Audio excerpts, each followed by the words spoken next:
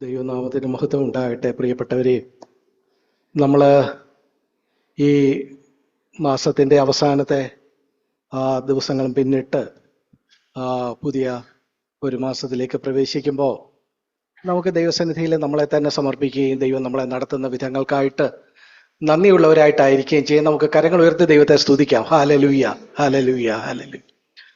നമ്മുടെ മധ്യത്തിലെ പുതുതായിട്ട് പല പ്രിയപ്പെട്ടവരും ഉണ്ടല്ലോ. തങ്ങളെ സംബന്ധിച്ചിടത്തോളം ഈ ക്രിസ്തീയ ജീവിതത്തിൽ അതിൻ്റെ തുടക്കത്തിൽ വന്നിരിക്കുന്ന ആളുകൾ, അവർക്ക് പലപ്പോഴും പല കാര്യങ്ങളെക്കുറിച്ചും ഒരു വ്യക്തതയില്ല. തുടക്കത്തിലുള്ള ആളുകൾക്ക് മാത്രമല്ല, നമ്മളെപ്പോലെ പ്രായമായ ആളുകൾക്കും വർഷങ്ങൾ പിന്നിട്ട ആളുകൾക്കും ചില കാര്യങ്ങളെക്കുറിച്ചൊരു വ്യക്തത കുറവ് പലപ്പോഴും ഉണ്ടാകാറുണ്ട്. ഞാൻ വളരെ പ്രാഥമികമായ അത്തരം ഒരു കാര്യം വളരെ ചുരുങ്ങിയ സമയം കൊണ്ട് പറഞ്ഞ് എൻ്റെ വാക്കുകളെ അവസാനിപ്പിക്കാം.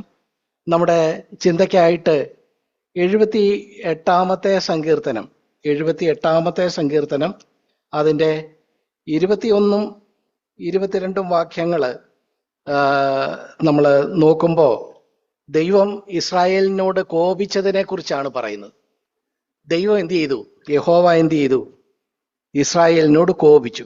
എന്നിട്ട് 78-ന്റെ 22-ൽ പറയുന്നു, എന്തുകൊണ്ടാ ദൈവം അവരോട് കോപിച്ചത്?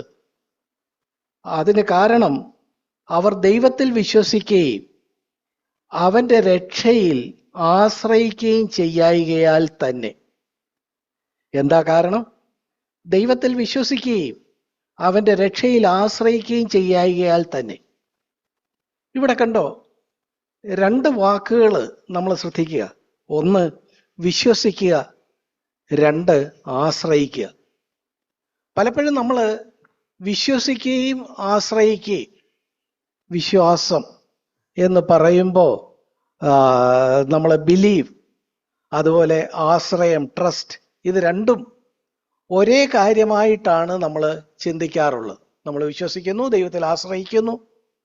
അപ്പം തന്നെ ആ കാര്യത്തെക്കുറിച്ച് കുറച്ചുകൂടി ഒരു വ്യക്തതയുള്ളത് നമുക്ക് നല്ലതായിരിക്കും. ഇവിടെ കണ്ടോ, ദൈവം പറയുന്നു, അവര് ദൈവത്തിൽ വിശ്വസിക്കാഞ്ഞത് കൊണ്ട് ദൈവം അവരോട് കോപിച്ചു, അവര് ആശ്രയിക്കാഞ്ഞത് കൊണ്ട് ദൈവം അവരോട് കോപിച്ചു എന്ന് നമ്മൾ കാണുന്നു. എന്താ ഈ വിശ്വാസവും ആശ്രയവും രണ്ടും ഒന്നല്ലേ? രണ്ടും ഒന്നാണോ? രണ്ടും തമ്മിൽ എന്താ വ്യത്യാസം? നമ്മുടെ ക്രിസ്തീയ ജീവിതത്തെ സംബന്ധിച്ചിടത്തോളം ഈ കാര്യങ്ങളെ നമ്മൾ എങ്ങനെയാണ് എടുക്കേണ്ടത്, മനസ്സിലാക്കേണ്ടത്, ഉൾക്കൊള്ളേണ്ടത്? വളരെ പ്രധാനപ്പെട്ട ചില ആത്മീയമായ ചിന്തകൾ നമുക്ക് ഇതിൽ നിന്ന് എടുക്കാനായിട്ട് കഴിയും. ഇവിടെ നോക്കുക, വിശ്വസിക്കുക. നമ്മൾ ക്രിസ്തീയ ജീവിതത്തിൽ വരുമ്പോഴെപ്പോഴും ആദ്യം കേൾക്കുന്നത് എന്താ? വിശ്വാസത്തെക്കുറിച്ചാണ് കേൾക്കുന്നത്. ഒരാൾ പുതുതായിട്ട് ഇവിടെ വരുമ്പോൾ നമ്മൾ എന്താ പറയുന്നത്? നമ്മൾ യോഹന്നാന്റെ സുവിശേഷം 1-ാം അധ്യായം 12-ാമത്തെ വാക്യമൊക്കെ കോട്ട് ചെയ്ത് അവരോട് സുവിശേഷം പറയും. എന്താ അവിടെ പറയുന്നത്? അവനെ കൈക്കൊണ്ട് അവന്റെ നാമത്തിൽ വിശ്വസിക്കുന്ന ഏവർക്കും ദൈവമക്കളാകുവാൻ അവന് അധികാരം കൊടുത്തു. രക്ഷിക്കപ്പെടുക എന്ന് പറഞ്ഞാൽ ദൈവമകനോ ദൈവമകളോ ആവുകയാണ്. അതിനെന്താണ് ആധാരം? ഒരു കർമ്മവുമല്ല. നമ്മുടെ ചുറ്റുപാടുമുള്ള മതങ്ങളും സാമുദായിക ക്രിസ്തീയത എന്നവകാശപ്പെടുന്ന സാമുദായിക സഭകളും ഒക്കെ ഇതിനെ ഒരു കർമ്മ മാർഗമാക്കി തീർക്കുമ്പോൾ ബൈബിൾ എന്താ പറയുന്നത്? കർമ്മമല്ല, വിശ്വാസമാണ്. അവനെ കൈക്കൊണ്ട് അവന്റെ നാമത്തിൽ വിശ്വസിക്കുക. വിശ്വസിച്ചാൽ നീ എന്തായിത്തീരും? ദൈവമകനായിത്തീരും, ദൈവമകളായിത്തീരും. കർത്താവായ യേശു ക്രിസ്തു എന്റെയും നിന്റെയും മാനവരാശിയുടെ മുഴുവൻ പാപത്തിന്റെ പരിഹാരത്തിനായിട്ട് വന്ന് കാൽവറി ക്രൂശിൽ മരിച്ചു. പ്രത്യേകിച്ചും നമുക്കത് ആപ്ലിക്കബിൾ ആകുമ്പോൾ നമുക്ക് വേണ്ടിയാണ് മരിച്ചത് എന്ന് നമ്മൾ വിശ്വാസത്തോടെ അത് സ്വീകരിക്കുകയും കർത്താവിനായിട്ട് നമ്മളെ തന്നെ ഏൽപ്പിച്ചു കൊടുക്കുകയും ചെയ്യുമ്പോഴാണ് രക്ഷിക്കപ്പെടുന്നത്. ഈ കാര്യങ്ങളൊക്കെ നമ്മൾ അവരോട് പറയും. അത് വിശ്വാസം. തീർച്ചയായിട്ടും വിശ്വാസം നമുക്ക് ആവശ്യമാണ്. ഇതിലേക്ക് കടന്നു വരുന്നത് നമ്മുടെ ഒരു പ്രവൃത്തിയാലല്ല, ദൈവത്തിന്റെ കൃപയാലാണ് എന്ന് നമുക്കറിയാം. ദൈവത്തിന്റെ കൃപയാലാണ് ഒരാൾക്ക് വിശ്വസിപ്പാനും ഏറ്റുപറയുവാനും കർത്താവിലേക്ക് വരുവാനും ഒക്കെ ഇടയാകുന്നതെന്ന് നമുക്കറിയാം. എങ്കിലും ആ ദൈവത്തിന്റെ കൃപയുള്ളപ്പോൾ തന്നെ അതിനോട് നമ്മൾ എന്ത് ചെയ്യണം? പോസിറ്റീവായിട്ട് പ്രതികരിച്ച് നമ്മളത് വിശ്വസിക്കണം. ദൈവം നമ്മളോട് പറയുന്ന കാര്യങ്ങളെ വിശ്വസിക്കണം. നമ്മളൊരു പാപിയാണ് എന്നുള്ളത് ഏറ്റെടുക്കണം. അതുപോലെ തന്നെ നമ്മുടെ പാപത്തിന്റെ പരിഹാരത്തിനായിട്ടാണ് കർത്താവ് മരിച്ചത് എന്നുള്ളത് നമ്മൾ വിശ്വസിച്ച് അത് സ്വീകരിക്കണം. ഇന്ന് ഇവിടെ വന്നിരിക്കുന്നതിൽ പുതുതായിട്ട് ആരെങ്കിലും അങ്ങനെ ഒരു അനുഭവം ഇല്ലെങ്കിൽ വെറുതെ ഇവിടെ വന്നാൽ ദൈവമക്കളാവുകയില്ല. ഈ ഒരു വാതിലിലൂടെ മാത്രമേ കടന്നു വരാൻ ഒക്കെയുള്ളൂ എന്നുള്ള കാര്യം വീണ്ടും വീണ്ടും വീണ്ടും വീണ്ടും അത് ഒന്ന് പറയുന്നു. അങ്ങനെ ഒരു അനുഭവം ഇല്ലാത്ത ആരെങ്കിലും ഉണ്ടെങ്കിൽ കർത്താവിനെ എത്രയും വേഗം രക്ഷിതാവും കർത്താവുമായിട്ട് സ്വീകരിക്കണം എന്ന് പറയാൻ ഞാൻ ആഗ്രഹിക്കുന്നു. പ്രിയപ്പെട്ടവരെ, നമ്മൾ പറഞ്ഞു വരുന്നത് വിശ്വാസത്തെക്കുറിച്ചാണ്. വിശ്വാസം ആ നിലയിൽ വളരെ പ്രധാനപ്പെട്ട ഒരു കാര്യമാണ്. നമ്മൾ വിശ്വസിക്കുക, കർമ്മം വേണ്ട, വിശ്വാസം മതി. ഓക്കെ, അത് ശരിയാണ്. അപ്പൊ തന്നെ ആ വിശ്വാസം എന്ന് പറയുമ്പോൾ അതിൽ നിന്ന് എന്താണ് ഈ ആശ്രയത്വത്തിനുള്ള വ്യത്യാസം? വിശ്വാസവും ആശ്രയവും തമ്മിലുള്ള വ്യത്യാസം എന്താ? ആശ്രയം എന്ന് പറഞ്ഞാൽ നമുക്കറിയാം എന്താ. അത് നമ്മൾ ആരെയോ ചാരുകയ, ആരുടെയോ മേൽ ചാരുകയ, ആരെയോ ആശ്രയിക്കുക. കേവലം ചില കാര്യങ്ങൾ വിശ്വസിക്കുക മാത്രമല്ല, വിശ്വസിച്ച് ആ കാര്യത്തിന് വേണ്ടി നമ്മളെ തന്നെ സമ്പൂർണമായിട്ട് ഏൽപ്പിച്ചു കൊടുത്ത് നമ്മുടെ വിശ്വാസത്തിന്റെ നായകനായ ആ ആളിൽ നമ്മൾ പൂർണ്ണമായിട്ട് ചാരുന്ന, അങ്ങനെ തുടരുന്ന ഒരു അനുഭവത്തെയാണ് നമ്മൾ ആശ്രയത്വം എന്ന് പറയുന്നത്. നമ്മുടെ ജീവിതത്തിൽ നമ്മൾ കർത്താവിനെ വിശ്വസിക്കുന്നു, വിശ്വസിച്ചാണ് നമ്മൾ കടന്നു വന്നത്. എന്നാൽ നമ്മുടെ മുന്നോട്ടുള്ള ജീവിതത്തിലുടനീളം എന്ത് വേണം? നമ്മൾ അവനെ ആശ്രയിക്കണം. ആ ആശ്രയം നഷ്ടപ്പെട്ട് കേവലം ഒരു വിശ്വാസം കൊണ്ട് മാത്രം നമ്മൾ ഈ ക്രിസ്തീയ ജീവിതത്തെ ദൈവം ആഗ്രഹിക്കുന്ന നിലയിൽ നമുക്ക് മുന്നോട്ട് കൊണ്ടുപോകാൻ ഒക്കുകയില്ല. പ്രിയപ്പെട്ടവരെ, ശ്രദ്ധിക്കണേ. ഈ ആശ്രയം ഉണ്ടാകാൻ എന്ത് വേണം? നമ്മൾ മുമ്പേ പറഞ്ഞു, ഒരാളിൽ ചാരുക. ഒരു വള്ളിച്ചെടി നമുക്കറിയാം, അത് നിലത്ത് പടർന്നു കിടക്കുന്നു. നമ്മൾ അതിന് ഒരു കമ്പ് കുത്തി ആ കമ്പിലേക്ക് ഇതിനെ എന്ത് ചെയ്യുന്നു? പടർത്തുന്നു. അപ്പൊ ഇപ്പൊ ഈ വള്ളിച്ചെടി എന്തിലാ ആശ്രയിച്ചിരിക്കുന്നത്? ഈ കമ്പിലാ ആശ്രയിച്ചിരിക്കുന്നത്. ആ കമ്പിന്റെ മേലാണ് അത് ചാരിയിരിക്കുന്നത് എന്ന് പറഞ്ഞതുപോലെ നമ്മുടെ ടോട്ടൽ കംപ്ലീറ്റ് ആയിട്ട് നമ്മൾ വിശ്വസിച്ച ഈ വിശ്വാസത്തിന്റെ നായകനും പൂർത്തി വരുത്തുന്നവനുമായ യേശുവിൽ നമ്മളെ തന്നെ ദിവസവും ഏൽപ്പിച്ചു കൊടുത്ത് അങ്ങനെ ഒരു ആശ്രയത്വത്തിന്റെ ജീവിതമാണ് ക്രിസ്തീയ ജീവിതം. അങ്ങനെ ആശ്രയിക്കണമെങ്കിൽ, അങ്ങനെ ചാരണമെങ്കിൽ, അങ്ങനെ അവനിൽ ബലം കണ്ടെത്തണമെങ്കിൽ നമുക്ക് എന്ത് വേണം? നമുക്ക് സ്വയമായിട്ട് ബലമില്ല എന്ന് നമ്മൾ കണ്ടെത്തണം. ഇത് പറയുമ്പോൾ വളരെ എളുപ്പമായിട്ട് തോന്നും. പക്ഷേ ആളുകളെ സംബന്ധിച്ചിടത്തോളം അവരോടൊക്കെ സംസാരിക്കുമ്പോൾ നമുക്കറിയാം അവരൊക്കെ വളരെ ബലമുള്ള ആളുകളാണ്. ഞാൻ ചിലപ്പോൾ വിചാരിച്ചിട്ടുണ്ട്, ഈ മനുഷ്യൻ എന്ത് കണ്ട ഇത്രയും ബലം പറയുന്നു? ഇത്രയും ആകെ 70, ഏറെ ആയാൽ 80. അങ്ങോട്ട് വിട്ട ശ്വാസം ഇങ്ങോട്ട് വന്നില്ലെങ്കിൽ തീർന്നു.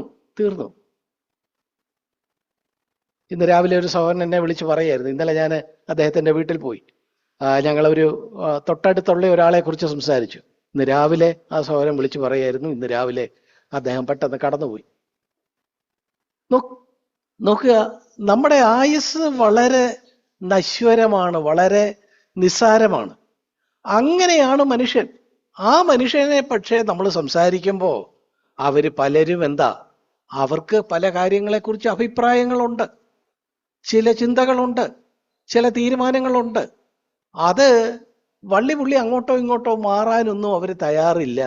അവർ വളരെ ബലമുള്ളവരാണ് എന്ന് നമ്മൾ അവരോട് സംസാരിക്കുമ്പോൾ നമുക്കറിയാൻ കഴിയും. അത് രക്ഷിക്കപ്പെട്ടു എന്ന് പറയുന്ന ആളുകളും പലരും ദൈവത്തിൽ വിശ്വസിച്ചത് അവരുടെ ബുദ്ധി കൊണ്ടാണ്. ബുദ്ധി കൊണ്ട് വിശ്വസിച്ചു. അവരുടെ ഹൃദയം അതിനായിട്ട് ഏൽപ്പിച്ചു കൊടുത്തില്ല. പ്രിയപ്പെട്ടവരെ, നമുക്ക് മത്തായി എഴുതിയ സുവിശേഷം 15-ാം അധ്യായത്തിലെ കർത്താവ് തന്നെ ഒരു ഭാഗം പഴയ നിയമത്തിൽ നിന്ന് ഉദ്ധരിക്കുന്നത് നമുക്ക് കാണാൻ കഴിയും. 15-ാമത്തെ അധ്യായം, മത്തായി എഴുതിയ സുവിശേഷം 15-ാം അധ്യായം 8-9 വാക്യം. ഈ ജനം അധരം കൊണ്ട് എന്നെ ബഹുമാനിക്കുന്നു, എങ്കിലും അവരുടെ ഹൃദയം എന്നെ വിട്ട് അകന്നിരിക്കുന്നു. അതുകൊണ്ട് അവരുടെ ഈ ജീവിതം എന്താ? അത് വ്യർത്ഥമായ ഒരു ഭജന മാത്രമാണെന്നാണ് കർത്താവ് പറയുന്നത്. കണ്ടോ, ഇവിടെ ബുദ്ധി കൊണ്ട് കാര്യങ്ങൾ മനസ്സിലാക്കി അധരം കൊണ്ട് ബഹുമാനിക്കുന്നു, പക്ഷേ ഹൃദയത്തിൽ അത് കടന്നിട്ടില്ല. ഹൃദയത്തിൽ ഇപ്പോഴും താൻ തന്നെ വലിയ ആള്, താൻ കർത്താവിനെ സ്വീകരിച്ചു, പക്ഷെ ഇപ്പോഴും ആ ഹൃദയത്തെ അത് ടച്ച് ചെയ്യുകയോ ഹൃദയം ആ നിലയിൽ ഏൽപ്പിച്ചു കൊടുക്കുവോ എന്ന് പറഞ്ഞാൽ, അന്നേരം പ്രാർത്ഥിക്കുമ്പോൾ ഒരു നിമിഷ നേരത്തേക്ക് പറഞ്ഞെങ്കിലും പിന്നെയും എന്താ, പിന്നെയും അവർ ബലമുള്ളവരായിട്ട് തന്നെയാ പല ആളുകളും നിൽക്കുന്നത്. എന്നാൽ അതിൽ നിന്ന് ആ ബലത്തിൽ ഒരു മാറ്റമുണ്ടാകണം. അങ്ങനെ നമ്മുടെ ബലം നമ്മളില്ലാത്തവരായിട്ട് കർത്താവിൽ ചാരണം. അതാണ് ആശ്രയത്വം. നമ്മളിപ്പോ വായിച്ച മത്തായി 15-ന്റെ 8-ാമത്തെ വാക്യത്തിന് അതിൻ്റെ മറുവശം നമ്മൾ സദൃശവാക്യം 3-ാം അധ്യായം അതിൻ്റെ 5-6 വാക്യങ്ങളിൽ നമുക്ക് കാണാൻ കഴിയും. നമ്മൾ എന്താ ചെയ്യേണ്ടത്? നമ്മൾ കേവലം അധരം കൊണ്ട് ഏറ്റുപറയുകയോ ബുദ്ധി കൊണ്ട് വിശ്വസിച്ചു എന്ന് ചിന്തിക്കുകയോ അങ്ങനെ കേവലം ഒന്ന് അക്നോളജ് ചെയ്യുകയോ അല്ല വേണ്ടത്. മറിച്ച് സദൃശവാക്യം 3-ാം അധ്യായം 5-6 വാക്യങ്ങൾ നമ്മളോട് പറയുന്നു, നമ്മൾ പൂർണ്ണ ഹൃദയത്തോടെ യഹോവയിൽ ആശ്രയിക്കണം. കണ്ടോ, ആശ്രയം പൂർണ്ണ ഹൃദയത്തോടെയാണ്. വിശ്വാസത്തിൽ പലപ്പോഴും ഞാൻ വിശ്വസിച്ചു ഇങ്ങനെ പറയുന്നു, പക്ഷെ അത് അവരുടെ ആന്തരിക ജീവിതത്തിലേക്ക് കടക്കാതെ ഇരുന്നാൽ ദൈവം പറയുന്നു അത് പോരാ. പൂർണ്ണ ഹൃദയത്തോടെ യഹോവയിൽ ആശ്രയിക്കുക. സ്വന്തം വിവേകത്തിൽ സ്വന്തം ബുദ്ധിയിൽ ഊന്നരുത്. പിന്നെ തന്നെ നയിക്കേണ്ടത് എന്തായിരിക്കണം? വിശ്വസിച്ച ഒരാളെ പിന്നീട് നയിക്കേണ്ടത് എന്താകണം? അവന്റെ തലച്ചോറിലുള്ള അവനെക്കുറിച്ച് തന്നെയുള്ള ചില കണക്കുകൂട്ടലുകളും ചിന്തകളുടെയും അടിസ്ഥാനത്തിലല്ല, മറിച്ച് കർത്താവിൽ ആശ്രയിച്ച് കർത്താവിനെ നോക്കി, കർത്താവെ ഞാൻ എന്താ ചെയ്യേണ്ടത്? കർത്താവെ എന്താ പറയേണ്ടത്? ഞാൻ എന്താണ് ഈ കാര്യത്തിൽ പ്രതികരിക്കേണ്ടത്? ഇങ്ങനെ എല്ലാ കാര്യത്തിലും കർത്താവിൽ ആശ്രയിക്കുക. അതാണ് നമ്മുടെ ക്രിസ്തീയ ജീവിതത്തെ ദൈവം ആഗ്രഹിക്കുന്ന ഒരു നിലയിൽ മുന്നോട്ട് കൊണ്ടുപോകാൻ ഇടയാക്കുന്നത്. ഇത് തമ്മിലുള്ള വ്യത്യാസം മനസ്സിലാക്കി നമ്മൾ വിശ്വസിച്ചവരാണ്, പക്ഷേ നമ്മൾ ദിവസം തോറും കർത്താവിൽ ആശ്രയിക്കുന്നവരായി ആയിരിക്കണം. ഇവിടെ നോക്കുക, എല്ലാ വഴികളിലും ദൈവത്തെ തന്നെ ആശ്രയിച്ച് അവനെ നമ്മുടെ പാതകളെ ഏൽപ്പിച്ച് അങ്ങനെ മുന്നോട്ട് പോകാനാണ് സദൃശവാക്യം 3-ന്റെ 5-ാമത്തെ വാക്യവും തുടർന്ന് 6-ാമത്തെ വാക്യവും നമ്മളോട് പറയുന്നത്. പ്രിയപ്പെട്ടവരെ, നമ്മുടെ ജീവിതം അങ്ങനെയാണോ? അതോ ഈ കാര്യങ്ങളൊക്കെ നമ്മൾ തലച്ചോറ് കൊണ്ട് വിശ്വസിച്ചു, നമുക്ക് ചില കാര്യങ്ങളൊക്കെ അറിയാം, അത്യാവശ്യം വാക്യങ്ങളൊക്കെ നമുക്ക് കോട്ട് ചെയ്യാനും ഒക്കെ അറിയാം, അങ്ങനെ ഇത് അധരത്തിലും ബുദ്ധിയിലും മാത്രം ഇരിക്കുന്നതേ ഉള്ളോ? അതോ അവിടെ നിന്ന് ഒരു പടിയുടെ താഴോട്ട് ഇറങ്ങി നമ്മുടെ ഹൃദയവും നമ്മുടെ മുഴുവൻ വ്യക്തിത്വവും അവനിൽ ചാരുന്ന, കർത്താവിൽ ആശ്രയിക്കുന്ന ഒരു മനോഭാവം നമുക്കുണ്ടോ? അത് നമ്മുടെ ജീവിതത്തിൽ, നിത്യജീവിതത്തിൽ ഉണ്ടോ എന്ന് ശോധന ചെയ്യാനാണ് ഈ വാക്യം നമ്മളോട് പറയുന്നത്. പ്രിയപ്പെട്ടവരെ, ദൈവം അതാണ് ആഗ്രഹിക്കുന്നത്. അങ്ങനെയാണെങ്കിലേ ക്രിസ്തീയ ജീവിതം ദൈവം ആഗ്രഹിക്കുന്ന നിലയിൽ നമുക്ക് മുന്നോട്ട് നയിക്കാനായിട്ട് കഴിയുള്ളൂ. ആട്ടെ, എങ്ങനെ ആശ്രയിക്കാൻ കഴിയും? ആശ്രയിക്കുന്നത് ഞാൻ പറഞ്ഞു നേരത്തെ, ഒരു കമ്പിലെ വള്ളിച്ചെടി പടരുന്നത് പോലെ അതിന് സ്വയം ഒരു നിലനിൽപ്പില്ല. അത് എന്തിലേക്ക്? ആ കമ്പിലേക്ക് തന്നെ ഏൽപ്പിച്ചു കൊടുത്താണ് അത് ആ ചുറ്റി പടർന്ന് മുന്നോട്ട് പോകുന്നത്. എന്ന് വെച്ചാൽ ആ വള്ളിച്ചെടിക്ക് അതിൽ തന്നെ ഒരു ബലമില്ല. നമുക്കും നമ്മുടെ ഒരു ബലം പലപ്പോഴും ബലം തകരണം. നമ്മുടെ സ്വയത്തിനൊരു ബലമുണ്ട്, നമ്മുടെ ആദാമ്യ പ്രകൃതിക്ക് ഒരു ബലമുണ്ട്. അതുകൊണ്ടാണ് നമ്മൾ പലപ്പോഴും പറയാറുള്ള പോലെ എന്തോ ചെയ്യണമെന്ന് എനിക്കറിയാം ബ്രദർ, അങ്ങോട്ട് മാറി നിൽക്ക് എന്നൊക്കെ പറയുന്നതിന് കാര്യം അതാ. എന്തോ ചെയ്യണമെന്ന് എനിക്കറിയാം. സത്യത്തിൽ താങ്കൾക്ക് അറിയാമോ എന്തോ ചെയ്യണമെന്ന്? അറിയാമോ? ആരായി പറയുന്നത്? നമ്മൾ മുമ്പേ പറഞ്ഞ പോലെ അങ്ങോട്ട് വിട്ട ശ്വാസം ഇങ്ങോട്ട് വന്നില്ലെങ്കിൽ പൊടിയാകുന്ന മർത്യൻ പറയുക, എന്തോ ചെയ്യണമെന്ന് എനിക്കറിയാം, വേറെ അങ്ങോട്ട് മാറുന്നില്ലേ. എന്താ പ്രശ്നം? ഒരു ബലമുണ്ട്. ആ സ്വയബലം തകർന്നാലേ ദൈവത്തിലും ആശ്രയിക്കാൻ കഴിയുള്ളൂ. ദൈവത്തിന് ഇതറിയാം. അതുകൊണ്ട് പഴയ നിയമത്തിൽ നോക്കുക,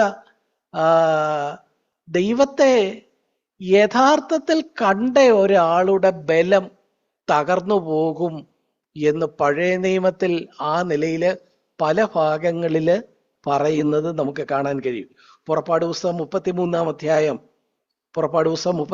അധ്യായം അതിൻ്റെ 20 വാക്യം, ആ ഭാഗം നിങ്ങൾക്കറിയാം. അവിടെ എന്താ? മോശ ദൈവത്തോട് പറയുക, ദൈവമേ എനിക്ക് നിന്നെ ഒന്ന് കാണണം, നിന്റെ മുഖം ഒന്ന് കാണണം എന്ന് പറയുമ്പോ യഹോവ അവനോട് പറയുക, നിനക്ക് എൻ്റെ മുഖം കാണാൻ കഴിയയില്ല. പുറപ്പാട് 33:20. നിനക്ക് എൻ്റെ മുഖം കാണാൻ കഴിയയില്ല, ഒരു മനുഷ്യനും എന്നെ കണ്ട് ജീവനോടെ ഇരിക്കയില്ല എന്നും അവൻ കൽപ്പിച്ചു. അതുകൊണ്ട് നിനക്കെന്നെ കാണണമെന്നുണ്ടെങ്കിൽ ഞാൻ കടന്നു പോകുമ്പോൾ എൻ്റെ പിൻഭാഗം നീ കണ്ടാൽ മതി, എൻ്റെ മുഖമോ കാണാവതല്ല എന്നാണ് തുടർന്ന് കർത്താവ് പറയുന്നത്, ദൈവം പറയുന്നത്. അപ്പൊ പഴയ നിയമത്തില് യഹൂദന്മാരുടെ ഇടയിൽ, ഇസ്രായേൽ മക്കളുടെ ഇടയിൽ ഇങ്ങനെ ഒരു ചിന്തയുണ്ടായിരുന്നു. കർത്താവ് മോശയോട് ഈ കാര്യം പറഞ്ഞപ്പോ, യഹോവ മോശയോട് ഈ കാര്യം പറഞ്ഞപ്പോ, എന്നെ കണ്ട ഒരുവൻ പിന്നെ ജീവിച്ചിരിക്കുകയില്ല എന്ന് പറഞ്ഞപ്പോ, ദൈവത്തെ കണ്ടാൽ പിന്നെ നമ്മൾ ജീവിച്ചിരിക്കുകയില്ല എന്നൊരു ചിന്ത അവർക്കുണ്ടായിരുന്നു. പഴയ നിയമത്തിൽ എത്രയോ ഇടത്ത് നമ്മൾ കാണുന്നു. ഉൽപ്പത്തി പുസ്തകം 32 അധ്യായം 30 വാക്യം നോക്കുക. ഉൽപ്പത്തി 32:30. യാക്കോബ് പെനിയേലിൽ ചെല്ലുക.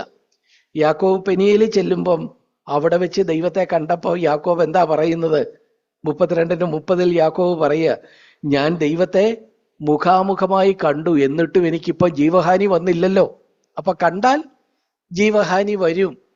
ഇത്തവണ ദൈവം കരുണ ചെയ്ത് എനിക്ക് ജീവഹാനി വന്നില്ല, അതുകൊണ്ട് താൻ ആ സ്ഥലത്തിന് പെനിയേൽ എന്ന് പേരിട്ടു എന്നാണ് നമ്മൾ അവിടെ വായിക്കുന്നത്. ന്യായാധിപന്മാരുടെ പുസ്തകം 6 അധ്യായത്തില് ഗിദെയോൻ ദൈവത്തിന്റെ ദൂതനെ കണ്ട ഒരു സന്ദർഭം നമ്മൾ വായിക്കുന്നുണ്ട്. ന്യായാധിപന്മാരുടെ പുസ്തകം 6 അധ്യായം 22-23 വാക്യങ്ങൾ. അപ്പോ ദൈവദൂതൻ തൃത്വത്തിൽ രണ്ടാമനായ കർത്താവാണെന്നാണ് വേദപണ്ഡിതന്മാർ പറയുന്നത്. ഏതായാലും ആ നിലയില് ആ ഒരു ദൈവദൂതനെ കണ്ടപ്പോ ഗിദെയോൻ സ്വയം വിലപിക്കുക. എന്താ അവിടെ? അയ്യോ, ഞാൻ യഹോവയുടെ ദൂതനെ കണ്ടുപോയല്ലോ, ഇനി ഞാൻ മരിച്ചു പോകുമല്ലോ. ഉടനെ ദൈവം അവനെ ആശ്വസിപ്പിക്കുന്നു, നീ ഇത്തവണ മരിക്കയില്ല, പേടിക്കണ്ട, നീ മരിക്കയില്ല എന്ന് ആശ്വസിപ്പിക്കുന്നു. പ്രിയപ്പെട്ടവരെ, ഞാൻ പറഞ്ഞു വന്നത്, പഴയ നിയമത്തിൽ ദൈവത്തെ വേണ്ട വിധം കണ്ടാൽ പിന്നെ ഒരുവൻ ജീവിച്ചിരിക്കേയില്ല എന്നൊരു കൺസെപ്റ്റ് ഉണ്ടായിരുന്നു. പുതിയ നിയമത്തിൽ വന്നപ്പോഴും പ്രിയപ്പെട്ടവരെ, ദൈവത്തെ കാണേണ്ടതുപോലെ കണ്ടാൽ നമുക്ക് എന്തുണ്ടാകും? നമ്മൾക്ക് നമ്മുടെ സ്വയത്തിൽ ഒരു മരണമുണ്ടാകും. എന്ന് വെച്ചാൽ നമ്മുടെ വലിയ അഭിപ്രായങ്ങളൊക്കെ ഒന്ന് താണിരിക്കും. നമ്മുടെ പലതിനെക്കുറിച്ചുള്ള ചിന്തകളും ഞാൻ എന്നുള്ള ആ ഭാവവും ഒക്കെ മാറും. നമുക്ക് നമ്മിലൊരു ബലമില്ലാത്ത ഒരവസ്ഥ, അതല്ലേ മരിച്ച അവസ്ഥ. യഥാർത്ഥത്തിൽ ദൈവത്തെ മുഖാമുഖമായിട്ട് നമ്മുടെ ക്രിസ്തീയ ജീവിതത്തിൽ നമ്മളൊന്ന് അഭിമുഖീകരിക്കണം. ദൈവം അതിന് പല സാഹചര്യങ്ങൾ കൊണ്ടുവരും. കർത്താവിനെ നീ വിശ്വസിച്ചു, രക്ഷകനായിട്ട് സ്വീകരിച്ചു, സഭയിൽ വന്നു, ഓക്കെ. പക്ഷെ നിന്നെക്കുറിച്ച് ദൈവത്തിന് എന്തുണ്ട്? വലിയൊരു പദ്ധതിയുണ്ട്. നീ തുടർന്ന് ഇത്ര വർഷം മുമ്പ് ഞാൻ ദൈവത്തെ വിശ്വസിച്ചു എന്ന ഒരു ഭൂതകാല സ്മരണയിൽ ജീവിക്കാനല്ല നിന്നെക്കുറിച്ച് ദൈവം ആഗ്രഹിക്കുന്നത്. എന്നെക്കുറിച്ച് ദൈവം ആഗ്രഹിക്കുന്നത്. മറിച്ച് എന്താ? നമ്മൾ ഓരോ ദിവസവും ദൈവത്തിൽ ആശ്രയിച്ച്, ദൈവത്തിൽ ചാരി, നമ്മുടെ ഒരു സ്വയബലമില്ലാത്തവരായിട്ട് കർത്താവിനോട് ചോദിച്ചും കർത്താവിൽ നിന്ന് കേട്ടും കർത്താവിനോട് പറഞ്ഞും അങ്ങനെ നമ്മൾ ജീവിക്കണം. അതാണ് ആശ്രയത്വത്തിന്റെ ജീവിതം. തീർച്ചയായിട്ടും വിശ്വാസത്തിലാണ് തുടങ്ങുന്നത്, പക്ഷെ അത് ആശ്രയത്വത്തിലേക്ക് നീണ്ടുപോകണം. നമ്മൾ നേരത്തെ പറഞ്ഞു, ഇന്ന് പലയിടത്തും ആ നിലയിലുള്ള ഒരു ദൈവത്തിൽ ആശ്രയിക്കുന്ന തങ്ങളുടെ ബലം നഷ്ടപ്പെട്ട്, ഒരളവിൽ ഞാൻ ദൈവത്തിന്റെ മുഖം കണ്ടു, ഞാന് എന്നിൽ തന്നെ മരിച്ചിരിക്കുന്നു എന്നുള്ള നിലയിൽ സ്വയബലം തകർന്നവരായിട്ട് ദൈവത്തിലുള്ള ആശ്രയം എത്ര പേർക്കുണ്ട്? ആ കാര്യങ്ങൾ എത്രയിടത്ത് പറയുന്നുണ്ട്? പ്രിയപ്പെട്ടവരെ, നമ്മുടെ ജീവിതത്തിൽ ആ ആശ്രയത്വത്തിന്റെ ഒരു ജീവിതം ഉണ്ടായിരിക്കണം. ഈ കാര്യമാണ് ഞാൻ പറയാൻ ആഗ്രഹിക്കുന്നത്. കേവലം വിശ്വാസത്തിനപ്പുറത്ത്, കേവലം ബുദ്ധിയിൽ, കേവലം അധരം കൊണ്ടുള്ളതിനപ്പുറത്ത് ആഴത്തിൽ ഹൃദയത്തിലേക്ക് വരികയും, ദൈവമേ നീ അല്ലാതെ എനിക്ക് ആരുമില്ല എന്നുള്ള നിലയിൽ ദിനംതോറും അവനിൽ ചാരി, അവനിൽ ആശ്രയിച്ച്, അങ്ങനെ പൂർണ്ണ ഹൃദയത്തോടെ ദൈവത്തിന്റെ മുമ്പാകെ ജീവിക്കുന്ന ഒരു അനുഭവം, അതാണ് ദൈവം നമ്മളെക്കുറിച്ച് ആഗ്രഹിക്കുന്നത്. ക്രിസ്തീയതയുടെ ചൈതന്യവും സന്തോഷവും അതാണ്. നമുക്ക് വളരെ വേഗത്തില് എബ്രായർക്ക് എഴുതിയ ലേഖനം 3-ാം അധ്യായത്തിൽ നിന്ന് ഈ ആശ്രയ ജീവിതത്തിന്റെ ചില പ്രത്യേകതകൾ നമുക്ക് നോക്കി വളരെ വേഗത്തിൽ നമ്മുടെ ചിന്തകളെ അവസാനിപ്പിക്കാം. എബ്രായർക്ക് എഴുതിയ ലേഖനം 3-ാം അധ്യായം നോക്കുക. അതിൻ്റെ 12 മുതലുള്ള വാക്യങ്ങളാണ് നമ്മൾ വായിക്കുന്നത്. അപ്പോ അവിടെ അതിൻ്റെ മുകളില് വിശ്വാസത്തെക്കുറിച്ചൊക്കെയാണ് പറയുന്നത്. വിശ്വാസം, ഇസ്രായേൽ മക്കളുടെ കാര്യങ്ങളും ഒക്കെ പറയുക. നമ്മളത് ആ ഭാഗം വായിക്കുന്നില്ല. എന്നിട്ട് അവരെ വിശ്വസിച്ചു എന്നെല്ലാം പറഞ്ഞു. പക്ഷെ വിശ്വസിച്ചു എന്ന് പറഞ്ഞ ആ ആളുകളെ, ഇസ്രായേൽ മക്കൾ എന്ത് ചെയ്തില്ല? ഇസ്രായേൽ മക്കള് ദൈവത്തിൽ ആശ്രയിച്ചില്ല. അവര് പല രംഗങ്ങളിലും തെറ്റിപ്പോയതിന് കാരണം അവർക്ക് ആശ്രയത്വമില്ലായിരുന്നു. തീർച്ചയായിട്ടും മോശയിലൂടെ കേട്ട ദൈവത്തിന്റെ വാക്കുകളെ വിശ്വസിച്ചാണ് അവര് ഇറങ്ങി പുറപ്പെട്ടത്, മിസ്രൈമിൽ നിന്ന് ഇറങ്ങി പുറപ്പെട്ടത്, ശരിയാണ്. പക്ഷേ ആ വിശ്വാസം അവരുടെ ജീവിതത്തിൽ, ദൈനംദിന ജീവിതത്തിൽ ഒരു ആശ്രയത്വത്തിലേക്ക് വളർന്നില്ല. ആ കാര്യങ്ങളാണ് ആ 3-ാം അധ്യായത്തില് പറയുന്നത്. അതിൻ്റെ 8 മുതലൊക്കെയുള്ള വാക്യങ്ങൾ നോക്കുക. അവിടെ എല്ലാം ആ കാര്യമാണ് പറയുന്നത്. നമുക്ക് 12 മുതലുള്ള വാക്യങ്ങൾ നമുക്ക് നോക്കാം. സഹോദരന്മാരെ, ജീവനുള്ള ദൈവത്തെ ത്യജിച്ച് കളയാതിരിക്കേണ്ടതിന് അവിശ്വാസമുള്ള, കണ്ടോ, ആ വിശ്വാസം നഷ്ടപ്പെട്ട ഒരു ദുഷ്ടഹൃദയം നിങ്ങളിൽ ആർക്കും ഉണ്ടാകാതിരിപ്പാൻ നോക്കുവീൻ.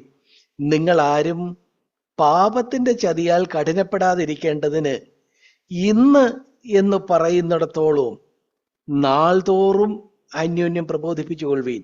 ആദ്യ വിശ്വാസം അവസാനത്തോളം മുറുകെ പിടിച്ചുകൊണ്ടാൽ നാം ക്രിസ്തുവിൽ പങ്കാളികളായി തീർന്നിരിക്കുന്നുവല്ലോ.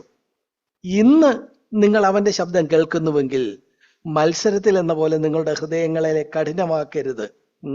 അതിന്റെ 19-ാം വാക്യം, അനുസരണം കെട്ടവരോടല്ലാതെ പിന്നെ ആരോടാകുന്നു എന്റെ സ്വസ്ഥതയിൽ പ്രവേശിക്കയില്ല എന്ന് ദൈവം ആണയിട്ടത്.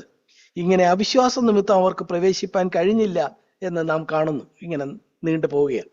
പ്രിയപ്പെട്ടവരെ, ഇവിടെ നമ്മൾ ശ്രദ്ധിച്ചാൽ കേവലമുള്ള ഒരു ബുദ്ധിപരമായ ചില ഒരു അംഗീകാരം കൊടുത്ത് വിശ്വാസമെന്ന് വിചാരിച്ചിരിക്കുന്ന കാര്യത്തിൽ നിന്ന് ആശ്രയത്വത്തിന്റെ ചില പ്രത്യേകതകൾ നമുക്ക് കാണാൻ കഴിയും. എന്താ ആശ്രയത്വത്തിന്റെ ഒരു പ്രത്യേകത? എന്താ ഒരു പ്രത്യേകത? അത് ഒരിക്കൽ പോരാ. ജീവിതത്തില് അവസാനത്തോളം കർത്താവുമായിട്ട് ആ നിലയിൽ ഒരു ബന്ധം വേണം. നമ്മൾ മുമ്പേ പറഞ്ഞു, പലരെ സംബന്ധിച്ചിടത്തോളവും രക്ഷിക്കപ്പെട്ടു എന്നുള്ളത് ഒരു ഭൂതകാലത്തിലുള്ള ഒരു തീയതിയിൽ ഒതുങ്ങി നിൽക്കുക. ഇപ്പൊ അവർക്ക് ദൈവവുമായിട്ട് ആ നിലയിലുള്ള ഒരു ബന്ധമില്ല. ഞാൻ വിശ്വസിച്ചു, പക്ഷെ ആശ്രയിക്കുന്നു. ഓരോ ദിവസവും ജീവിതത്തിന്റെ അവസാനം വരെ ദൈവത്തിൽ ആശ്രയിക്കുന്നത് ജീവിതത്തിന്റെ അവസാനം വരെ വേണം. നമ്മൾ നോക്കുക, 3:14 വാക്യത്തിൽ അത് പറയുന്നുണ്ട്. ആദ്യ വിശ്വാസം അവസാനത്തോളം മുറുകെ പിടിക്കണം. അവസാനത്തോളം മുറുകെ പിടിക്കണം. അല്ലാതെ നമ്മുടെ ക്രിസ്തീയ ജീവിതത്തിൽ വിശ്വസിച്ചത് ഏതെങ്കിലും പഴയ ഒരു കാര്യത്തിൽ പോരാ. ഇന്ന് ദൈവത്തോട് നിങ്ങൾക്ക് ബന്ധമുണ്ടോ? ഇന്ന് ദൈവസന്നിധിയിൽ നിങ്ങളുടെ ഹൃദയം പകർന്നോ? ഇന്ന് നിങ്ങൾ കർത്താവിനോട് പറഞ്ഞോ, കർത്താവേ എനിക്ക് അറിഞ്ഞുകൂടാ, കർത്താവേ എന്നെ സഹായിക്കണേ, ഈ കാര്യം എന്താ ചെയ്യേണ്ടത്, കർത്താവേ നീ അല്ലാതെ എനിക്ക് ആരുമില്ല എന്നുള്ള നിലയിൽ സ്വയബലം തകർന്നു പോയ ഒരാളെ പോലെ, കർത്താവിന്റെ മുഖം കണ്ടിട്ട് സ്വയത്തിൽ ഒരു മരണം സംഭവിച്ച ആളിനെ പോലെ, തകർന്നു പോയ ഒരാളെ പോലെ, നുറുങ്ങിപ്പോയ ഒരാളെ പോലെ കർത്താവിൽ ആശ്രയിച്ചോ? ഈ ആശ്രയം ഇന്ന് മാത്രം പോരാ, ജീവിതത്തിന്റെ അവസാനം വരെ. ഇവിടെ കണ്ടോ 14 വാക്യം അങ്ങനെയാ പറയുന്നത്. അവസാനത്തോളം ഈ വിശ്വാസം മുറുകെ പിടിച്ചുകൊണ്ടാൽ അതാണ് ആശ്രയത്വം. ആദ്യ വിശ്വാസം അതിനൊരു സ്ഥാനമുണ്ട്. ഓക്കെ, ആദ്യ വിശ്വാസത്തിനൊരു സ്ഥാനമുണ്ട്. പക്ഷെ അത് അവസാനത്തോളം മുറുകെ പിടിക്കണമെങ്കിൽ എന്ത് വേണം? ദിനംതോറുമുള്ള ആശ്രയത്വം വേണം. ആശ്രയത്വം വേണം. അതിനെന്ത് സംഭവിക്കണം? അതിന് നമ്മുടെ ബലത്തിൽ നമുക്കൊരു തകർച്ച ഉണ്ടാകണം. നമ്മൾ ദൈവത്തിന്റെ മുഖം കണ്ട് നമ്മളൊരു മരണം അനുഭവിച്ചവരെ പോലെ, നുറുകിപ്പോയവരെ പോലെ, നമുക്ക് പല കാര്യങ്ങളും ദൈവത്തോട് ചോദിച്ചും ദൈവത്തിൽ നിന്ന് കേട്ടും ദൈവത്തിൽ ആശ്രയിച്ചും ദൈവത്തിൽ ചാരിയും അല്ലാതെ മുന്നോട്ട് പോകാൻ ഒക്കുകയില്ല. ഇതെത്ര നാൾ വേണം? ആദ്യ വിശ്വാസം അവസാനത്തോളം മുറുകെ പിടിക്കണം. അവസാനത്തോളം മുറുകെ പിടിക്കണം.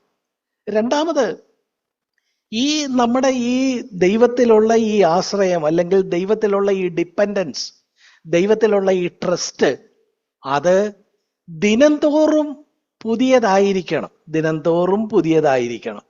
നോക്കുക, 3:13 വാക്യം നോക്കുക. നിങ്ങളിൽ ആരും പാപത്തിന്റെ ചതിയാൽ കഠിനപ്പെടാതിരിക്കേണ്ടതിന്. അപ്പോ നമ്മള് എന്ത് പറ്റിപ്പോകും? നമ്മൾ ശ്രദ്ധിച്ചില്ലെങ്കിൽ നമ്മൾ പാപത്തിന്റെ ചതിയാൽ കഠിനപ്പെട്ടു പോകും. നമ്മൾ ഒരിക്കൽ നുറുകിയതാണ്, നമുക്കൊരിക്കൽ ഒരു തകർച്ച ഉണ്ടായതാണ്. നമ്മൾ ഒരിക്കൽ ദൈവത്തിൽ ആ നിലയിൽ ദൈവമേ നീ അല്ലാതെ ആരുമില്ല എന്ന് ആശ്രയിച്ചതാണ്. പക്ഷെ അതിൽ നിലനിൽക്കണമെങ്കിൽ ദിനംതോറും ഇന്ന് എന്ന് പറയുന്നിടത്തോളം നമ്മൾ കണ്ടോ അവിടെ പാപത്തിന്റെ ചതിയാൽ കഠിനപ്പെടാതിരിക്കേണ്ടതിന് ഇന്ന് എന്ന് പറയുന്നിടത്തോളം നാൾതോറും ഓരോ ദിവസവും ദൈവത്തിന്റെ വചനം കേൾക്കുകയും ദൈവത്തിന്റെ വചനത്തിൽ നിന്ന് നമ്മളോട് പറയുന്നത് നമ്മൾ ഏറ്റെടുക്കുകയും കർത്താവിൽ ആശ്രയിക്കുകയും വേണം എന്നുള്ള കാര്യമാണ് ഇവിടെ പറയുന്നത്. അല്ലെങ്കിൽ എന്തോ പറ്റും? അങ്ങനെ നമ്മുടെ ക്രിസ്ത്യൻ ലൈഫ് ഒരു ഡേ ടു ഡേ ലൈഫായി തീർന്നില്ലെങ്കിൽ എന്തായി പോകും? നമ്മൾ കഠിനപ്പെട്ടു പോകും. ഈ കഠിനപ്പെടാതിരിക്കാൻ ദിവസവും ഇവിടെ കണ്ടോ, ഇന്ന് എന്ന് പറയുന്നിടത്തോളം നാൾതോറും. അതിന്റെ 15 വാക്യവും കണ്ടോ, 13 നമ്മളിപ്പോ വായിച്ചത്. 15 വാക്യവും, ഇന്ന് നിങ്ങൾ അവന്റെ ശബ്ദം കേൾക്കുന്നുവെങ്കിൽ മത്സരത്തിൽ എന്ന പോലെ നിങ്ങളുടെ ഹൃദയങ്ങളെ കഠിനമാക്കരുത്. അപ്പോ നമ്മുടെ ഹൃദയങ്ങൾ കഠിനമാകാതിരിക്കാൻ എന്ത് വേണം? ഇന്ന് ഒരു ഡേ ടു ഡേ മാനറിൽ നമ്മൾ ക്രിസ്തീയ ജീവിതം മുന്നോട്ട് കൊണ്ടുപോകണം. ഈ ഒരു കാര്യം പ്രിയപ്പെട്ടവരെ, പുതുതായിട്ട് ക്രിസ്തീയ ജീവിതത്തിൽ വന്നവരും ക്രിസ്തീയ ജീവിതം തുടരുന്നവരുമായ നമ്മളെല്ലാവരും ഒരുപോലെ ഓർത്തിരിക്കേണ്ട ഒരു കാര്യമാണ്. ഇവിടുന്ന് നമുക്കൊരു മുന്നറിയിപ്പ് നമുക്ക് എടുക്കാനായിട്ട് കഴിയും. എന്താ മുന്നറിയിപ്പ്? നമ്മൾ ഡേ ടു ഡേ ബേസിസിൽ ജീവിച്ചില്ലെങ്കിൽ ഇന്ന് എന്ന് പറയുന്നിടത്തോളം നാൾതോറും ഇന്ന് അവന്റെ ശബ്ദം കേൾക്കുന്നില്ലെങ്കിൽ, അപ്പൊ ഇന്ന് എന്നുള്ള ടുഡേ എന്നുള്ള ബേസിസിൽ നമ്മൾ ജീവിച്ചില്ലെങ്കിൽ എന്താ? ഈ ലോകത്ത് ജീവിക്കുമ്പം പല കാര്യങ്ങൾ കേട്ടും ഈ പാപത്തിന്റെ ചതിയാൽ നമ്മുടെ നുറുകിപ്പോയ ഹൃദയം പിന്നെയും കഠിനമായി പോകും. ദൈവത്തിൽ പഴയതുപോലെ ചാരാനൊക്കാതെ പോകും. അപ്പോ ദൈവത്തിൽ ദിനംതോറും ചാരണമെങ്കിൽ ദിനംതോറും ഈ ബലമില്ല എന്നുള്ള നിലയിൽ അവന്റെ മുഖം കാണാനും അവന്റെ വചനത്തിൽ നിന്ന് കേൾക്കാനും നമ്മൾ തയ്യാറായി നമ്മളെ തന്നെ ഏൽപ്പിച്ചു കൊടുക്കണം. ഇതാണ് ക്രിസ്തീയ ജീവിതം. ഇതാണ് ക്രിസ്തീയ ജീവിതത്തിന്റെ വളർച്ച എന്ന് പറയുന്നത്. നോക്കുക, ഒടുവിലായിട്ട് അപ്പോൾ നമ്മൾ പറഞ്ഞത്, നമ്മൾ ജാഗ്രത പാലിക്കേണ്ടത് നമ്മുടെ ഹൃദയം കട്ടിയാകാതെ നമ്മൾ ജാഗ്രത പാലിക്കണം. ചിലപ്പോൾ എന്താ, നമ്മളൊരു മീറ്റിങ്ങിന് വന്നു, ദൈവവചനം കേട്ടു, അല്ലെങ്കിൽ ഒരു സാക്ഷ്യം കേട്ടു, അല്ലെങ്കിൽ പഴയ ഒരു കാര്യം ദൈവം നമ്മളോട് ചെയ്ത കരുണയെ നമ്മൾ ഓർത്തു, നമ്മുടെ ഹൃദയം അലിഞ്ഞു, നമ്മൾ ദൈവസന്നിധിയിൽ നിലവിളിച്ചു, കർത്താവെ നീ ഇല്ലാതെ ഒക്കുകയില്ല എന്നൊക്കെ പറഞ്ഞു. ശരിയാണ്. പക്ഷെ അത് കഴിഞ്ഞ് പിന്നെ വീട്ടിൽ പോയി കഴിയുമ്പോൾ പിറ്റേ ദിവസം വേറൊരു കാര്യത്തിന് പോയി, അതിൻ്റെ അടുത്ത ദിവസം പോയി, പതുക്കെ പതുക്കെ ഈ ഹൃദയം അലിഞ്ഞത് ഒരു പഴങ്കഥയായി മാറുകയും ഹൃദയം പിന്നെയും കഠിനപ്പെടുകയും ചെയ്യാനുള്ള സാധ്യതയുണ്ട്. അതിനെതിരെ ജാഗ്രത പാലിക്കണമെന്നാണ് ഈ വാക്യങ്ങള് നമ്മളോട് പറയുന്നത്. 3:13-15 ഇന്ന് എന്ന് പറയുന്നിടത്തോളം നാൾ തോറും ഇന്ന് നിങ്ങൾ അവന്റെ ശബ്ദം കേൾക്കുന്നുവെങ്കിൽ കഠിനമാക്കരുത്, അതുപോലെ കഠിനപ്പെട്ടു പോകരുത് എന്ന് പറയുന്നത് നമ്മൾ ഗൗരവമായിട്ട് എടുക്കണം. ദൈവസന്നിധിയില് എന്നാലേ നമുക്ക് അവനിൽ ചാരാൻ കഴിയുള്ളൂ, എന്നാലേ നമുക്ക് അവനിൽ ആശ്രയിപ്പാനായിട്ട് കഴിയുള്ളൂ. അപ്പൊ നമ്മൾ പറഞ്ഞു വന്നത്, കേവലം ഒരു വിശ്വാസത്തിനപ്പുറത്ത് അതൊരു ആശ്രയമായി തീരണമെങ്കിൽ അതെന്താ, പഴയ ഒരു കാര്യം പോരാ, അവസാനത്തോളം ഈ നിലയിലായിരിക്കണം. രണ്ടാമത് നമ്മൾ പറഞ്ഞു, ദിവസം തോറും ആ കാര്യത്തിൽ നമ്മൾ ജാഗ്രത പാലിക്കണം. ഹൃദയം കഠിനപ്പെട്ടു പോകുന്നതിനെതിരെ നമ്മൾ ജാഗ്രതയുള്ളവരായിരിക്കണം, ദൈവമുഖം കാണുന്നവരായിരിക്കണം എന്ന് പറഞ്ഞു. മൂന്നാമത്, നമ്മൾ ആശ്രയമുള്ളവരാണോ എന്നുള്ളത് എങ്ങനെ നമുക്കറിയാൻ കഴിയും? നമ്മുടെ ജീവിതത്തിൽ ഈ കേൾക്കുന്ന കാര്യങ്ങളിൽ അനുസരണമുണ്ടോ എന്നുള്ളത്, നമ്മൾ ആശ്രയിക്കുന്നുണ്ടോ എന്നുള്ളതിൻ്റെ ഒരു തെളിവായിട്ട് നമുക്ക് എടുക്കാനായിട്ട് കഴിയും. നോക്കുക, 3-ാം അധ്യായം 18-19 വാക്യങ്ങള് കണ്ടോ? അവരെന്ന് പറയുന്നത് ആരാ? നേരത്തെ മിസ്രൈമിൽ നിന്ന് മോശ മുഖാന്തരം പുറപ്പെടുവിച്ചു കൊണ്ടുവന്ന ഇസ്രായേൽ മക്കളാണ്. മോശയുടെ വാക്ക് കേട്ടപ്പോൾ അന്ന് അവര് വിശ്വസിച്ചവരാണ്. പക്ഷേ ആ വിശ്വാസം അവിടെ നിന്നു, ദിനംതോറുമുള്ള ആശ്രയം ഉണ്ടായില്ല. അവര് അതിന്റെ ഫലമായിട്ട് അവരുടെ ഹൃദയം കഠിനപ്പെട്ടു പോയി. അവര് ദൈവം പറഞ്ഞ കാര്യങ്ങളിൽ അനുസരിച്ചില്ല എന്ന് വന്നപ്പം അനുസരണമില്ല സമം ആശ്രയമില്ല എന്നാണ് അവിടെ എടുക്കുന്നത്. കണ്ടോ? അനുസരണക്കേട്, 19-ാം വാക്യം, അനുസരണക്കേട് സമം അവിശ്വാസം, അല്ലെങ്കിൽ ഇപ്പൊ പറഞ്ഞ പോലെ വിശ്വാസത്തിന്റെ ആ നിലയിലുള്ള ചാരൽ, ആശ്രയത്വം എന്ന് നമുക്കതിനെ ഒരു സമവാക്യം പോലെ പറയാം. അപ്പോ അതിന്റെ മറുവശം പറഞ്ഞാലോ, വിശ്വസിച്ചാൽ എന്തുണ്ട്? വിശ്വസിച്ചാൽ അനുസരണമുണ്ട്. അവിശ്വാസത്തിൽ അനുസരണക്കേടുണ്ട്, വിശ്വാസത്തിൽ എന്തുണ്ട്? അനുസരണമുണ്ട്. അപ്പൊ നമുക്ക് ആ നിലയിലുള്ള വിശ്വാസം, അല്ലെങ്കിൽ ഇവിടെ പറഞ്ഞു വരുന്ന ആ വിശ്വാസം കേവലം വെറും വിശ്വാസമല്ല, അത് ആശ്രയമാണ്. നമുക്ക് ആശ്രയമുണ്ടോ ഇല്ലയോ എന്ന് നമുക്ക് എങ്ങനെ അറിയാൻ കഴിയും? നമുക്ക് അനുസരണമുണ്ടോ എന്നത് നമുക്ക് നോക്കിയാൽ, നമുക്ക് അനുസരണമുണ്ടെങ്കിൽ നമ്മൾ ആശ്രയത്വമുള്ളവരാണ്, അതുകൊണ്ടാണ് നമ്മളത് അനുസരിക്കുന്നത് എന്ന് നമുക്ക് കണ്ടെത്താനായിട്ട് കഴിയും. ഒരാൾ അനുസരിക്കുന്നില്ലെങ്കിൽ അതിന്റെ കാരണം അയാൾക്ക് ആ നിലയിലുള്ള ആശ്രയത്വമില്ല, ദൈവത്തിലുള്ള ചാരലില്ല. അയാളിൽ തന്നെ കഠിനപ്പെട്ടു പോയി, അയാളിൽ തന്നെ കട്ടിയായി പോയി. ഒരു പക്ഷേ ചില നാളുകൾക്ക് മുമ്പ് നുറുങ്ങിയതായിരിക്കാം, ഒരു പക്ഷേ ചില നാളുകൾക്ക് മുമ്പ് ആ നിലയില് ദൈവമേ എന്നൊരു നിലവിളിയോടെ ദൈവത്തിൽ ആശ്രയിച്ച ആളായിരിക്കാം. പക്ഷെ മുന്നോട്ട് പോയപ്പം നാൾ തോറും ഇന്ന് എന്ന് പറയുന്നിടത്തോളം എന്നുള്ള നിലയിൽ ഒരു ഡേ ടു ഡേ ബേസിസിൽ ജീവിക്കാഞ്ഞത് കൊണ്ട് ഹൃദയം കട്ടിയായി പോയി. ഇന്ന് അനുസരിക്കാൻ കഴിയാതെ അവിശ്വാസി എന്നുള്ള നിലയിലായി പോകുന്നതായിട്ടാണ് പറഞ്ഞാണ് ആ അധ്യായം അവസാനിക്കുന്നത്. ഞാൻ പറഞ്ഞു വന്നത് കാര്യങ്ങളെ വീണ്ടും ഒന്നുകൂടെ പറഞ്ഞാൽ, പ്രിയപ്പെട്ടവരെ, നമ്മൾ എന്താ പറഞ്ഞത്? നമ്മൾ പറഞ്ഞത് നമുക്ക് കേവലം ഒരു വിശ്വാസം മാത്രം പോരാ. വിശ്വാസത്തെയെ നമ്മൾ കുറച്ചുകൂടെ അതിനൊരു എക്സ്റ്റൻഷൻ കൊടുത്ത് അതിനെ ആശ്രയത്വം എന്നതിലേക്ക് കൊണ്ടുവന്നു. ഒരിക്കൽ വിശ്വസിച്ചവരാണ്. അതുപോലെ തന്നെ ആ വിശ്വാസം കേവലം ബുദ്ധിയിലാണോ ഇരിക്കുന്നത്, അതോ അവിടുന്ന് ഒരു പടി താഴോട്ട് വന്ന് ഹൃദയത്തെ ടച്ച് ചെയ്തിട്ടുണ്ടോ? അതുപോലെ തന്നെ അത് അധരത്തിലാണോ ഇരിക്കുന്നത്? പറച്ചിലുണ്ട്, പക്ഷെ ഹൃദയവുമായിട്ട് അതിന് വലിയ ബന്ധമില്ലാതാണോ ഇന്നിരിക്കുന്നത്? അങ്ങനെയാണെങ്കിൽ കണ്ടോ, ആ ആശ്രയത്വം ഹൃദയവുമായി ബന്ധപ്പെട്ടായിരിക്കുന്നത്, നമ്മുടെ മുഴു വ്യക്തിത്വവുമായി ബന്ധപ്പെട്ടായിരിക്കുന്നത്. ആ മുഴു വ്യക്തിത്വം ദൈവത്തിൽ ആശ്രയിക്കുമ്പോൾ നമുക്ക് നമ്മിൽ തന്നെ ബലമില്ലാതായി തീരും. അത് ഒരിക്കൽ പോരാ, അത് ജീവിതത്തിന്റെ അവസാനം വരെ വേണം എന്നാണ് നമ്മൾ ഒന്ന് പറഞ്ഞത്. 2, ഓരോ ദിവസവും അത് ഫ്രഷ് ആയിരിക്കണം. 3, നമ്മൾ പറഞ്ഞത് അത് ആ നിലയിൽ നമുക്കുണ്ടെങ്കിൽ നമ്മുടെ അനുസരണത്തിൽ അത് പ്രതിഫലിക്കും. നമ്മൾ ആശ്രയത്വമുള്ളവരാണോ എന്നുള്ളത് നമ്മുടെ അനുസരണത്തിൽ പ്രതിഫലിക്കും. ഇങ്ങനെ 3 കാര്യങ്ങൾ നമുക്ക് ഇവിടെ നിന്ന് മനസ്സിലാക്കാനായിട്ട് കഴിയും.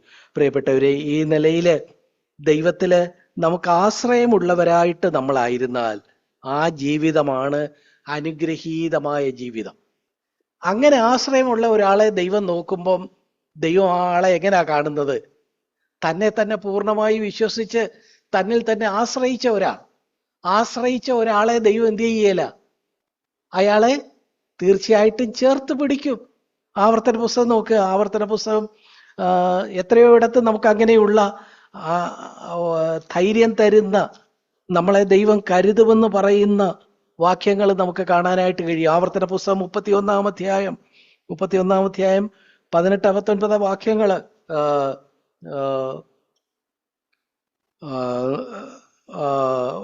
ക്ഷമിക്കണം, അതിന്റെ 6-ാമത്തെ വാക്യം 31-ന്റെ 6-ാമത്തെ വാക്യം നമ്മൾ നോക്കുക. ബലവും ധൈര്യവും ഉള്ളവരായിരിപ്പീൻ, അവരെ പേടിക്കരുത്, ഭ്രമിക്കരുത്. നിന്റെ ദൈവമായ യഹോവ തന്നെ നിന്നോട് കൂടെ വരുന്നു. അവൻ നിന്നെ കൈവിടുകയില്ല, ഉപേക്ഷിക്കുകയുമില്ല. കണ്ടോ, ഈ ആളുകളോട് പറയുക, ഇസ്രായേൽ മക്കളോട് പറയുക, നിങ്ങൾ എന്നിൽ ആശ്രയിക്ക്, നിങ്ങൾ എന്നെ വിശ്വസിച്ച് അനുസരിച്ച് ദിവസം തോറും എന്നിൽ ആശ്രയിച്ച് നിങ്ങൾ അങ്ങ് നിന്നാ മതി. അവരോട് യുദ്ധം ചെയ്യേണ്ട കാര്യമൊക്കെ ഞാൻ ചെയ്തോളാം. നിങ്ങളുടെ ശത്രുക്കളെ നിങ്ങൾ പേടിക്കണ്ട, നിങ്ങൾ ഭ്രമിക്കണ്ട. ഞാൻ നിങ്ങളെ ബലപ്പെടുത്തിക്കൊള്ളാം, ഞാൻ നിങ്ങളെ കരുതിക്കൊള്ളാം.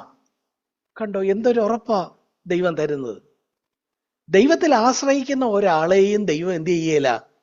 തള്ളിക്കളയേയില്ല. തകർന്ന ഒരു ഹൃദയം, നുറുങ്ങിയ ഒരു മനസ്സ്, അതിനെ ദൈവം തള്ളിക്കളയില്ല. നമ്മൾ സങ്കീർത്തനങ്ങളിൽ പലവട്ടം ആ കാര്യങ്ങളെ ചിന്തിച്ചിട്ടുണ്ട്. തകർന്നു നുറുങ്ങിയുമുള്ള ഒരു ഹൃദയത്തെ ദൈവം ഒരിക്കലും കാണാതെ പോവുകയില്ല, നിരസിക്കുകയില്ല. അതുകൊണ്ട് നമ്മൾ ഈ നിലയിൽ ദൈവത്തിൽ ആശ്രയമുള്ളവരാണെങ്കിൽ ദൈവം എന്തോ ചെയ്യും? ദൈവം നമ്മളെ കരുതിക്കൊള്ളും. യെശയ്യാവിന്റെ പുസ്തകം 30-ാം അധ്യായം നോക്കുക. 30-ാം അധ്യായത്തില് ദൈവത്തിൽ ആ നിലയിൽ ആശ്രയിച്ചാൽ അതൊരു വിശ്രമത്തിന്റെ ജീവിതമാണ്, അത് ബലമുള്ള ഒരു ജീവിതമാണ് എന്ന് പറയുന്ന വാക്യം. ഇത് നമ്മൾ പലപ്പോഴും വായിക്കാറുള്ളതാണ്. 30-ാം അധ്യായം യെശയ്യാവ് 30-ന്റെ 15-ാമത്തെ വാക്യം, വിശ്രമിക്കുന്നതിലും ആശ്രയിക്കുന്നതിലും നിങ്ങളുടെ ബലം. കണ്ടോ, ആശ്രയിക്കുമ്പം അതിലെന്തുണ്ട്? പിന്നെ നമ്മുടെ കാര്യം നമ്മുടെ കർത്താവ് നോക്കിക്കൊള്ളും. ഓ, തകർന്നു നുറുങ്ങിയ ഒരു മനസ്സോടെ ദൈവമേ എന്ന് നിലവിളിച്ച് ദൈവത്തിൽ ആശ്രയിക്കുന്ന ഒരാളെ പോലും അവിടുന്ന് തള്ളിക്കളയില്ല. അവിടുന്ന് എന്തോ ചെയ്യും? അവിടുന്ന് നമ്മളെ ബലപ്പെടുത്തും. അവിടുന്ന് നമുക്ക് വിശ്രമവും തരും. വിശ്രമിക്കുന്നതിലും ആശ്രയിക്കുന്നതിലും നിങ്ങളുടെ ബലവും സംഗീതവും. നമ്മൾ ഇന്ന് തുടക്കത്തിൽ പാടിയ പാട്ട് അതാണല്ലോ. ദൈവം നമ്മളെ ബലപ്പെടുത്തും, നമ്മുടെ വായിൽ സംഗീതവും തരും. എന്തു മതി? നമ്മൾ അവനിൽ ആശ്രയിച്ചാൽ മതി. പ്രയാസമുള്ള ഒരു കാര്യമാണോ? പ്രയാസമുള്ള കാര്യമല്ല. പക്ഷെ അതിന് നമ്മുടെ സ്വയബലം ഒന്ന് തകരണം. ഇതാണ് നമ്മൾ പറഞ്ഞത്. അപ്പോ ആശ്രയത്വമുള്ള ഒരാളെ ദൈവം കരുതിക്കൊള്ളും എന്ന് നമ്മൾ ആവർത്തന പുസ്തകത്തിൽ നിന്ന് വായിച്ചു, യെശയ്യാവിൽ നിന്ന് വായിച്ചു. സങ്കീർത്തന 56-ാം സങ്കീർത്തനത്തെ നോക്കുക, നമ്മളെ ഭയങ്ങളിൽ നിന്നും ദൈവം വിടുവിക്കും ആശ്രയിക്കുന്ന ഒരുവനെ. 56-ാമത്തെ സങ്കീർത്തനത്തിലെ 2 വാക്യങ്ങൾ അവിടെ പറയുന്നുണ്ട്. 3-ാമത്തെ വാക്യം, ഞാൻ ഭയപ്പെടുന്ന നാളിൽ നിന്നിൽ ആശ്രയിക്കും. ദൈവത്തിൽ ആശ്രയിച്ചാൽ നമുക്കുണ്ടാകുന്ന ഭയങ്ങള് മാറിപ്പോകും. എന്നിട്ട് 4-ാമത്തെ വാക്യത്തിൽ കുറച്ചുകൂടെ പറയുന്നു, ഞാൻ ദൈവത്തിൽ ആശ്രയിക്കുന്നു, അതുകൊണ്ട് ഞാൻ ഭയപ്പെടുകയില്ല. പ്രിയപ്പെട്ടവരെ, ആശ്രയത്വത്തിന്റെ ജീവിതം അനുഗ്രഹീതമായ ഒരു ജീവിതമാണ്. അല്ലാതെ നമ്മുടെ കയ്യിൽ നിന്ന് നമ്മുടെ കൺട്രോൾ എല്ലാം പോയി, അയ്യോ ഞാൻ മരിച്ചു ദൈവം നടത്തിക്കോളൂ എന്ന് പറഞ്ഞാൽ എങ്ങനെയാ നമ്മുടെ ജീവിതം നമ്മൾ കൊണ്ടുപോകണ്ടേ? അങ്ങനെ ചിന്തിക്കണ്ട. ദൈവത്തെ ഏൽപ്പിക്കുക. ദൈവം എന്ത് ചെയ്തോളും? ദൈവം നമ്മളുടെ ഭയങ്ങളെ മാറ്റിത്തരും, നമ്മളെ കരുതിക്കൊള്ളും, നമുക്ക് ബലം തരും, നമ്മളെ ധൈര്യപ്പെടുത്തും, നമ്മുടെ ഉള്ളിൽ പാട്ട് തരും. ഇങ്ങനെ അനുഗ്രഹീതമായ ഒരു ജീവിതമാണ് ആശ്രയത്വത്തിന്റെ ജീവിതം. നമ്മുടെ ജീവിതം എങ്ങനെയിരിക്കുന്നു? കേവലം ചില കാര്യങ്ങൾ വിശ്വസിച്ചു, അതിൽ തൃപ്തിപ്പെടല്ലേ. ദൈവത്തിന്റെ അടുത്തേക്ക് ചെല്ലുക. എങ്ങനെ ആശ്രയിക്കാൻ കഴിയും? ദൈവത്തിന്റെ അടുത്തേക്ക് തന്നെ ചെല്ലുക. നമ്മൾ നേരത്തെ വായിച്ചല്ലോ, എൻ്റെ മുഖം കണ്ട ഒരുവന് പിന്നെ ജീവിച്ചിരിപ്പാൻ കഴിയില്ല. ദൈവത്തിന്റെ മുഖം കാണുക. ദൈവത്തിന്റെ മുഖം എങ്ങനെ കാണും? നമ്മൾ തകർന്നു നുറുകിയ ഒരു മനസ്സോടെ ദൈവത്തിന്റെ അടുത്തേക്ക് ചെന്ന്, ദൈവമേ ഞാൻ എൻ്റെ ജീവിതത്തിലെ ഇനിയും മുന്നോട്ടുള്ള ഓരോ ദിവസവും നാൾതോറും നിന്നിൽ ആശ്രയിച്ച്, ഇന്ന് എന്ന് പറയുന്നിടത്തോളം ഓരോ ദിവസവും നിന്നിൽ ഡിപ്പെൻഡഡ് ആയിട്ട് ജീവിക്കാൻ ഞാൻ ആഗ്രഹിക്കുന്നു, ഞാൻ അതിനായിട്ട് എന്നെ തന്നെ നിന്റെ കരങ്ങളിൽ തരുന്നു എന്ന് പറഞ്ഞ് നമ്മൾ ദൈവത്തിന്റെ മുഖം കാണാമോ? അല്ലെങ്കിൽ അല്ലെങ്കിൽ എന്താകും? എന്തൊക്കെയോ ചിലത് വിശ്വസിച്ചു, അത് അധരം കൊണ്ട് പറയുന്നു, അത് ബുദ്ധിയിലിരിക്കുന്നു. അങ്ങനെ പോയാൽ ഈ ക്രിസ്തീയ ജീവിതത്തിന്റെ ചൈതന്യം നമുക്ക് കിട്ടുകയില്ല. ദൈവ സാന്നിധ്യം നമുക്കൊരു യാഥാർത്ഥ്യമായി തോന്നുകയില്ല. മറിച്ച് ദൈവത്തിൽ തന്നെ ആശ്രയിക്കുക. അത് കടിഞ്ഞാണെല്ലാം കർത്താവിനെ ഏൽപ്പിക്കുന്നതാ. ചിലർ വലിയ സുരക്ഷിതത്വ ബോധമുള്ളവരാ. അവർ വിചാരിക്കും നമ്മുടെ കടിഞ്ഞാണ് നമ്മുടെ കയ്യിൽ തന്നെ വേണ്ടേ, അത് വല്ലവരെ ഏൽപ്പിച്ചാൽ പിന്നെ എങ്ങനെയാ നമ്മുടെ ജീവിതം? പ്രിയപ്പെട്ടവരെ, ഇതൊരു സന്തോഷകരമായ ജീവിതമാണ്. കാര്യം ദൈവത്തെ ഏൽപ്പിച്ചിട്ട് സന്തോഷമായിട്ടിരിക്കെ. ഇതാണ് ക്രിസ്തീയ ജീവിതം. ഇതാണ് ആശ്രയത്വത്തിന്റെ ജീവിതം. മുന്നോട്ട് ഓരോ ദിവസവും, ഇന്ന് എന്ന് പറയുന്നിടത്തോളം ഓരോ ദിവസവും അങ്ങനെ ജീവിക്കുന്ന ഒരുവനെ, അങ്ങനെ കടിഞ്ഞാൻ കർത്താവിനെ ഏൽപ്പിച്ചു കൊടുത്ത ഒരുവനെ കർത്താവ് എന്ത് ചെയ്യല? കർത്താവ് അവനെ നഷ്ടപ്പെടുത്തി കളയുകയില്ല. കർത്താവ് അവന്റെ കാര്യം നോക്കും. ആവർത്തന പുസ്തകത്തിൽ നിന്ന് നമ്മളത് വായിച്ചു. അവനോട് പറഞ്ഞിന്ന്, നീ പേടിക്കണ്ട, ഭ്രമിക്കണ്ട, നിന്റെ ശത്രുക്കളുടെ കാര്യം ഞാൻ നോക്കിക്കോളാം, നീ ഭയപ്പെടണ്ട. ഭയപ്പാടുണ്ടോ? എന്നിൽ ആശ്രയിക്ക്. വീണ്ടും നിന്റെ ഹൃദയത്തെ കുറച്ചുകൂടെ ദൈവസന്നിധിയിലേക്ക് കൊണ്ടുവരിക. അപ്പോ അതിനെ തുടർന്ന് തൊട്ടടുത്ത വാക്യത്തിൽ ആ സങ്കീർത്തനക്കാരൻ പറയുക, ഞാൻ ദൈവത്തിൽ ആശ്രയിക്കുന്നു, ഞാൻ ഭയപ്പെടുകയേയില്ല എന്ന് തൻ്റെ അനുഭവം താൻ ഏറ്റുപറയുക ചെയ്യുന്നത്.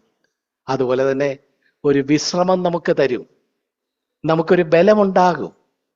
ഈ നിലയില് ഈ ക്രിസ്തീയ ജീവിതത്തിന്റെ അനുഗ്രഹങ്ങളിലേക്ക് നമ്മൾ തന്നെയാണ് ചുവട് വെക്കേണ്ടത്. നമുക്ക് ദൈവസന്നിധിയിൽ നമ്മളെ ഏൽപ്പിച്ചു കൊടുക്കാം.